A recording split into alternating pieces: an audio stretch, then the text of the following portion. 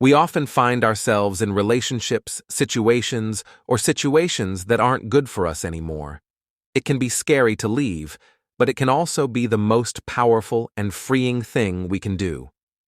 Using the insights of Stoic philosophy, we will look at 13 deep lessons that show how going away can change your life.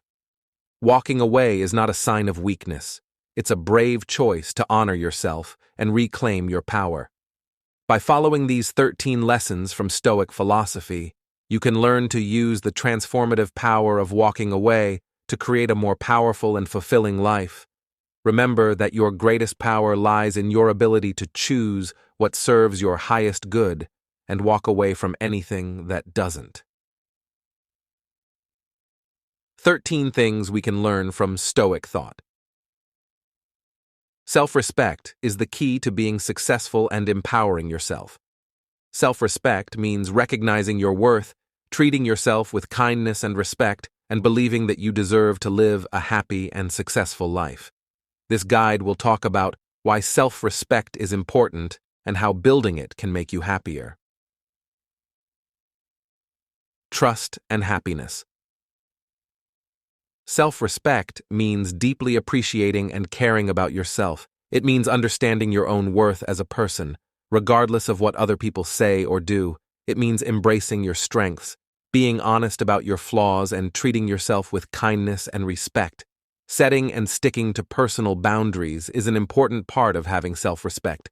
This means knowing what kind of behavior is acceptable and not accepted from other people, and making those boundaries clear in a strong way. People who respect their own limits show that their needs and well-being are important and should be taken into account.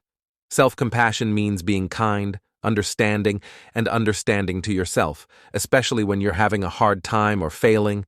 It means understanding your own humanity, accepting your flaws, and giving yourself the same care and support you would give a friend in need. Having. Setting goals and objectives that are in line with your values, interests, and passions is a sign of self-respect. It means having faith in your skills and ability and consciously working to make your dreams come true. Having a feeling of self-worth and accomplishment comes from working toward goals that are important to you. Assertive communication means being able to say what you think, feel, and need in a clear, honest, and polite way. It means standing up for yourself, fighting for your rights, and setting limits without being hostile or sorry. Being firm builds self-respect and makes relationships healthier. Putting your physical, social, and mental health first is what self-care means. It includes doing things that are good for the body, mind, and spirit, like working out and eating well. Techniques for awareness and relaxation. Self-respect is shown by valuing and honoring one's own wants and health through self-care. Having self-respect means being around people who support, encourage, and honor your boundaries and beliefs. Self-respect means choosing relationships based on mutual respect, trust, and authenticity, and letting go of those that are toxic or bad for your health. Being true to yourself and living authentically is an important part of self-respect. It means embracing your unique qualities, values, and beliefs, and expressing them openly and honestly. Embracing authenticity helps you accept yourself more and build real connections with others. Respecting yourself is a process, not a goal. It's a way to learn about yourself, accept yourself, and gain power. You can grow your respect by setting limits, setting goals with self-compassion, and being bold, taking care of yourself. With honest relationships and a sense of purpose, a person can reach their full potential and live a happy, purposeful life. Don't forget that you deserve love, respect, and happiness. Having respect for yourself is the first thing that will help you see how valuable you really are. Setting limits, putting yourself first, and respecting your wants. Setting limits is an important part of taking care of yourself and keeping relationships healthy. Setting boundaries means being clear about what is and isn't okay to do and communicating those limits in a respectful and assertive way. In this guide, we'll talk about why setting boundaries is important and give you tips on how to use them in different areas of your life. Set boundaries for what is and isn't acceptable behavior to help protect your physical, emotional, and mental health. Knowing and respecting boundaries is important for keeping partnerships healthy and respectful. It's important to know what your wants, values, and limits are. Think about what makes you feel safe and relaxed, as well as what stresses you out or makes you feel bad. When you know your limits, you can clearly tell others what they are. Setting and sticking to limits is easier when you talk to people in an assertive way. Use I statements to take responsibility for your feelings and experiences and make sure others understand your needs, preferences, and boundaries. Do this in a polite way. Set clear boundaries for yourself and stick to them, even if it feels awkward at first. Boundaries are important in all kinds of relationships, from family to friends to loved ones. Partners or co-workers should know your clear limits when it comes to personal space, time, conversation, and behavior, and you should be ready to enforce them if they are crossed. Healthy relationships are based on respecting each other's limits. Setting limits on your time and workload is important for a healthy work-life balance. Be clear about your working hours and availability with co-workers and supervisors, and make time for self-care and fun activities outside of work hours. Remember that it's okay to say no to extra duties that take up too much of your personal time. Setting emotional limits is important for your mental and emotional health. Think about how much emotional work you put into relationships and set limits on how much you are willing to do. Do self-care activities that help you relax and stay emotionally strong. To keep your limits honest, you need to make sure that people who break them face consequences. Make it clear what will happen if someone crosses your lines, and if necessary, stick to your words. Being consistent is the best way to make sure people accept your limits. If you have trouble setting or keeping boundaries, get help from trusted friends, family, or a therapist. They can help you set boundaries by giving you advice, validation, and support. In some cases, you may need professional help to deal with underlying issues or trauma related to boundary violations. Setting limits is an important part of taking care of yourself and keeping healthy relationships. You can protect your physical, emotional, and mental health by being clear about your needs, values, and limits, and telling others about them in a polite and assertive way. Encourage respect for each other in your relationships. Remember that setting limits is not mean or selfish. It's an act of self-love and strength that lets you put your own needs first and live your true life. How to find peace and freedom inside yourself by letting go. Letting go is a powerful act of liberation that frees us from the burdens of attachments, resentments, and fears. It's a path to inner peace, acceptance, and emotional freedom. In this guide, we'll look at the art of letting go and the deep wisdom of Stoic philosophy to help us on this life-changing journey. Letting go doesn't mean giving up or forgetting. It means letting go of things that don't serve us anymore. It's a way of giving up control and going with the flow of life. As Marcus Aurelius said, "What stands in the way of action becomes the way of action." Letting go starts with accepting the present moment as it is, without resisting or judging it. Giving in to what is lets us find peace in the middle of life's uncertainties. As Epictetus said, freedom is the only worthwhile goal in life, and we can only achieve it by ignoring things we can't change. Letting go means letting go of attachments to results, things, or when we separate ourselves from outside factors that we can't change, we reclaim our inner freedom.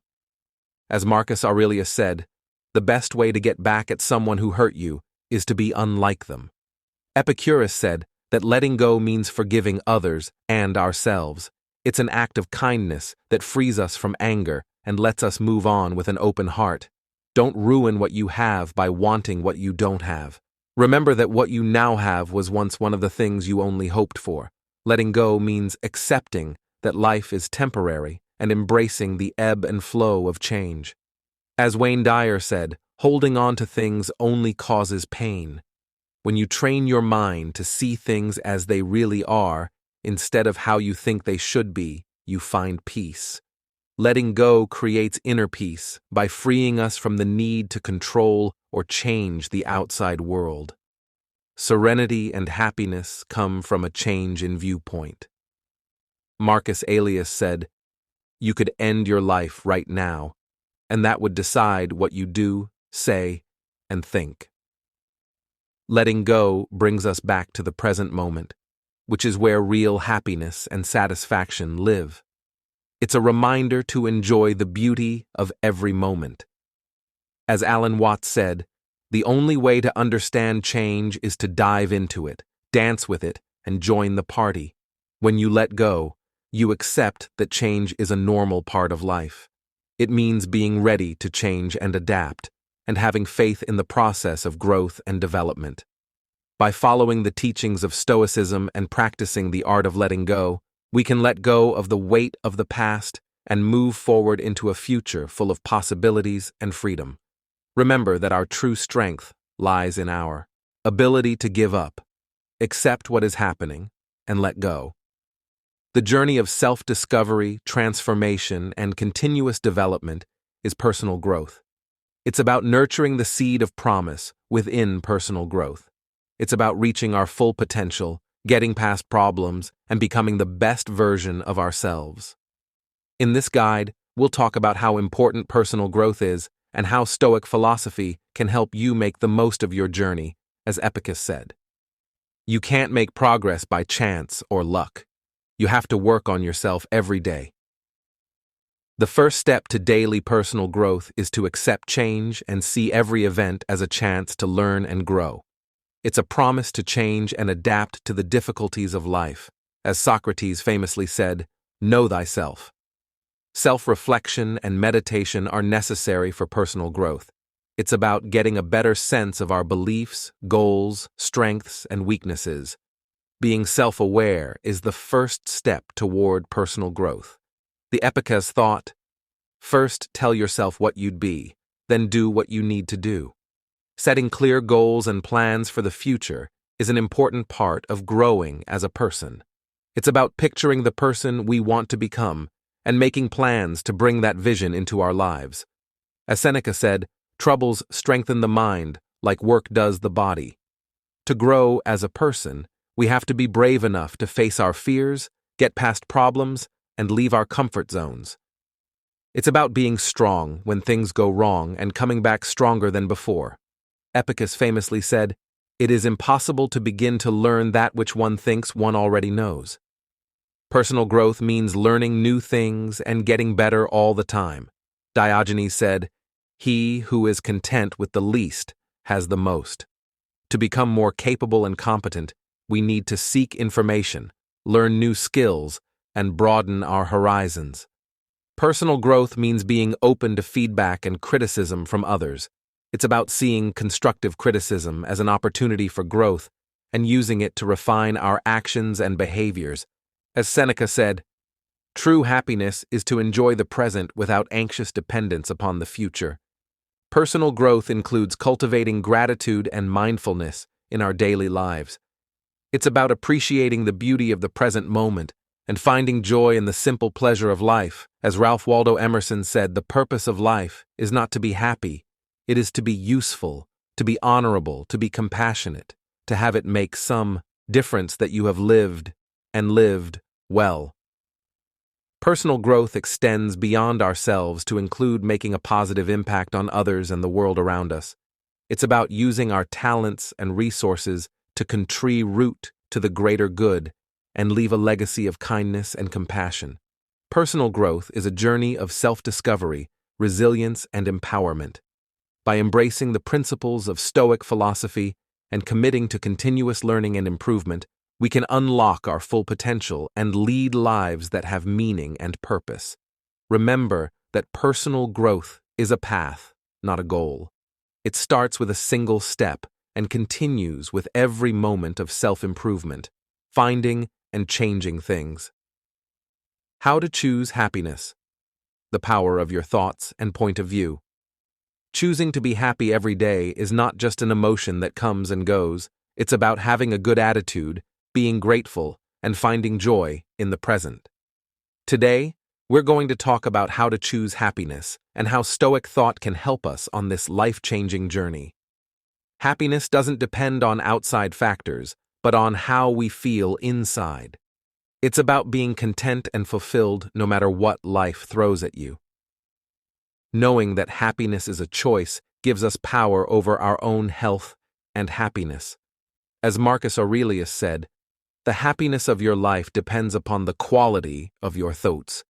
Having a positive attitude means focusing on the good things in life, seeing problems as chances to grow, and being thankful for the things we have.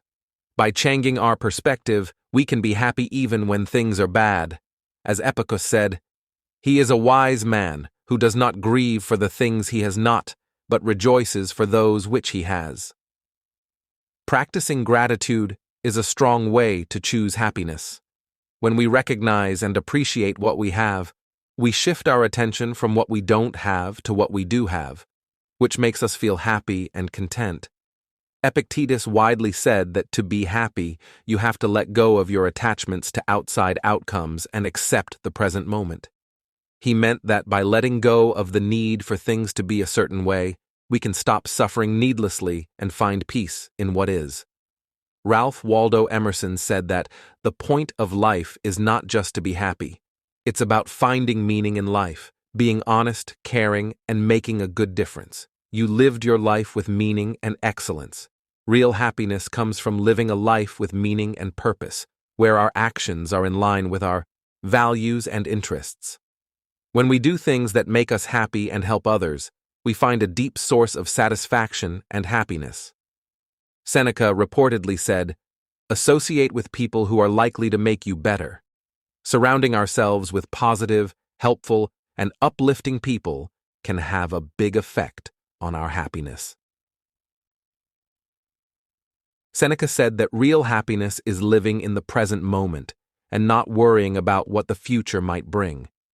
Being mindful and present allows us to fully enjoy life's wonderful moments and experiences by letting go of worries about the future and dwelling on regrets from the past. To choose happiness, you have to make the choice to do so and then practice your intention and change your viewpoint by adopting Stoic principles like gratitude, acceptance, and mindfulness. It's possible to develop a mindset of happiness and satisfaction that isn't affected by outside factors. Don't forget that happiness isn't something we can find outside of ourselves. It's a state of mind we can choose to raise every day. Putting your trust in your gut, getting through life with faith and gut feeling. When you trust your instincts, you let your inner wisdom, intuition, and gut feelings help you make choices and deal with life's challenges. When you trust your instincts, you can connect with your inner knowing and know what is best for you. In this guide, we'll talk about why trusting your feelings is important and how Stoic philosophy can help you with this. Our feelings are primal instincts, our automatic responses that come from our subconscious mind based on what we know, what we've experienced, and our intuition. They help us figure out what's going on, make decisions, and react quickly and effectively to stimuli. As Ralph Waldo Emerson said, "Trust thyself. Every heart vibrates to that iron string." When you honor your intuition, you pay attention to the small signs, feelings, and gut feelings that point you in a certain way. As Socrates said, it's about having faith that your gut is a good guide that can show you what's best for you. To trust your feelings, you need to become more self-aware. It means knowing your own values, beliefs, strengths, flaws, and triggers. This helps you tell the difference between reacting instinctively and making smart choices. Selena said that a mind that worries about what will happen in the future is unhappy. Mindfulness helps quiet the mind and connects you more directly with your gut feelings. By being fully present in the present moment, you can better pick up on small messages from your gut and make choices from a place of clarity and centering. Epicus said that practice. Being detached from other people's opinions and results lets you trust your gut without being swayed by pressures or expectations from other people.